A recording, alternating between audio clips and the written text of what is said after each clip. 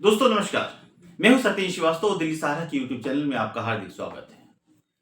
दोस्तों, हमें कुछ वर्षों के पहले प्रधानमंत्री नरेंद्र मोदी की वो बात याद आती है जब उन्होंने कहा था एनसीपी। एनसीपी को उन्होंने जो उसको डिक्टेट किया था, उनका मतलब था कि national corrupt party, national corrupt party NCP.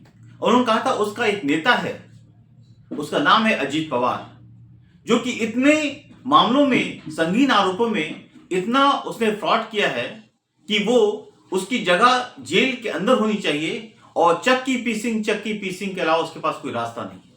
ये वर्डिक्ट था, ये शब्दावली थी देश के प्रधानमंत्री नरेंद्र मोदी की। अब सवाल इस बात का है दोस्तों कि हुआ क्या?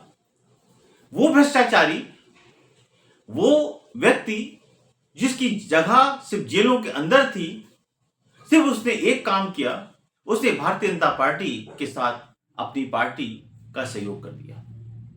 वो भ्रष्टाचारी, वो चक्की पीसिंग एकाएक दूध का धुला हो गया।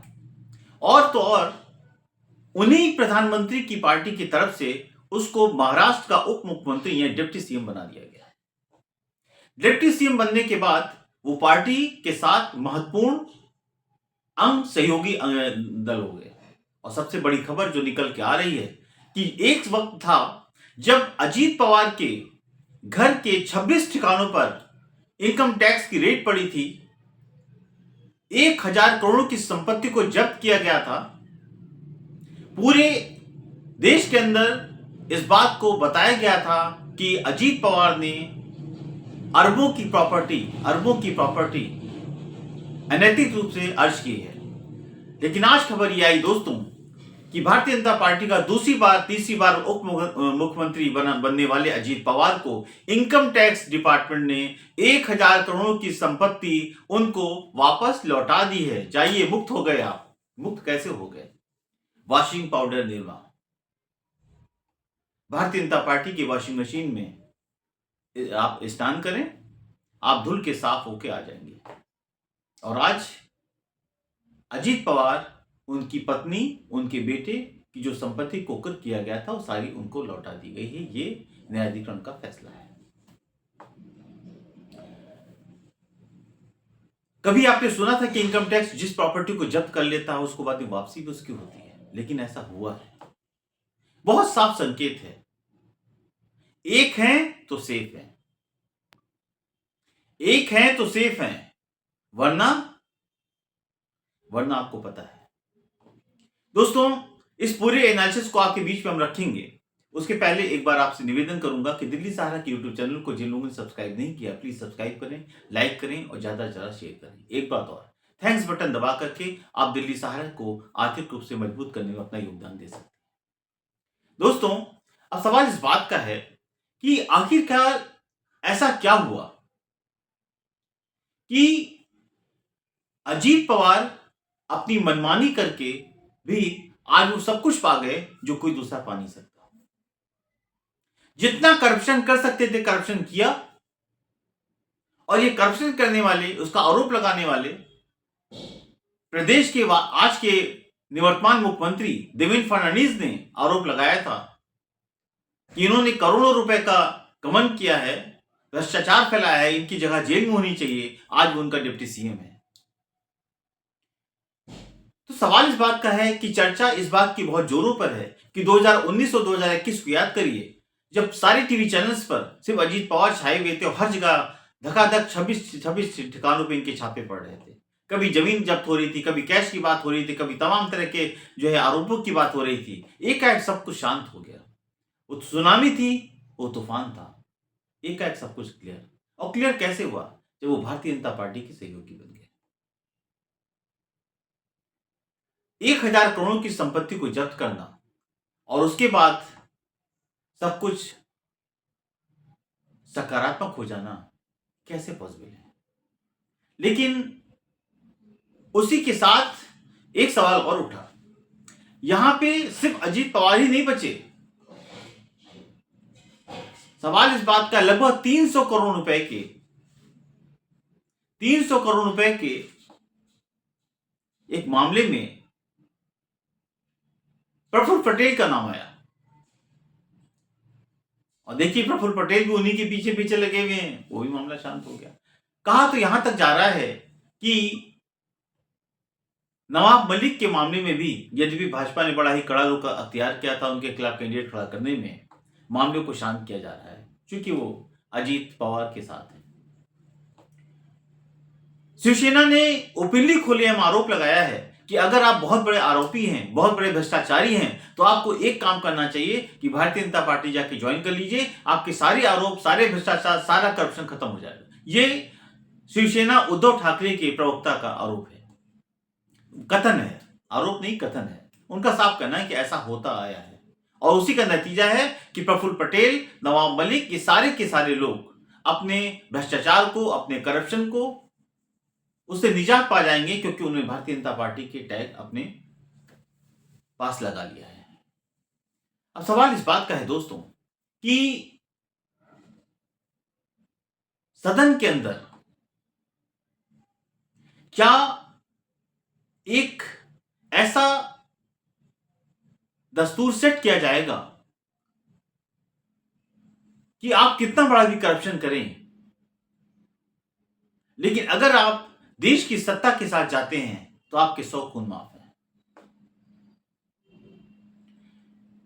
ये कहीं ना कहीं इस बात का संकेत है कि महाराष्ट्र की जो जनमानस है, जो महाराष्ट्र का मानुस है, वो भी इस बात को देख रहा है, लेकिन उसने फिर भी अजीत पवार जैसे लोगों को, जिनके ऊपर करप्शन के इतने आरोप थे, 40 से 42 सीटें जितवाई हैं। शरद पवार को साइडलाइन किया गया है। परिणाम किसी भी रूप में आया हो, परिणाम है, उसको सबको एक्सेप्ट करना पड़ता है कि इस तरह से कोई भी सत्ता में बैठा व्यक्ति सत्ता को अपने ढंग से चलाता ही नहीं है, बल्कि करप्शन को और आगे बढ़ाता है। अजीत पवार अगर जैसे लोग वहां बैठे रहेंगे तो आप क्या उम्मीद करते हैं कि ये कहीं ना कहीं इनको आगे कोई ऐसा करप्शन नहीं करेंगे। देखिए अखबारों की सुर्खियां भी हैं, अजीत पवार को राहत, 1000 करोड़ की जब्त संपत्तियां मुक्त हो गई इनकी संपत्तियां जो इनको इनकम टैक्स डिपार्टमेंट ने जब्त की थी। लिखा हुआ है अखबारों के अंदर कि महाराष्ट्र में उप मुख्यमंत्री के तौर पर नया कार्यकाल शुरू करते हुए अजीत पवार को बड़ी राहत मिली है। जैसे डिप्टी सीएम में एक तोहफा मिल गया उनको। बेनामी संपत्ति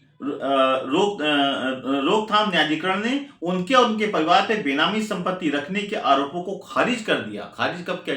जब वो भाजपा के सत्ता के उप मुख्यमंत्री की शपथ ले चुके थे। इसके बाद आयकर विभाग ने उनकी 1000 करोड़ रुपए की मूल की संपत्ति मुक्त कर दी है। भाजपा नीति सरकार में उप मुख्यमंत्री पद की शपथ लेने के बाद राकपा प्रमुख को मिली राहत के बाद अब विपक्ष ने उन पर निशाना साधना शुरू कर दिया है।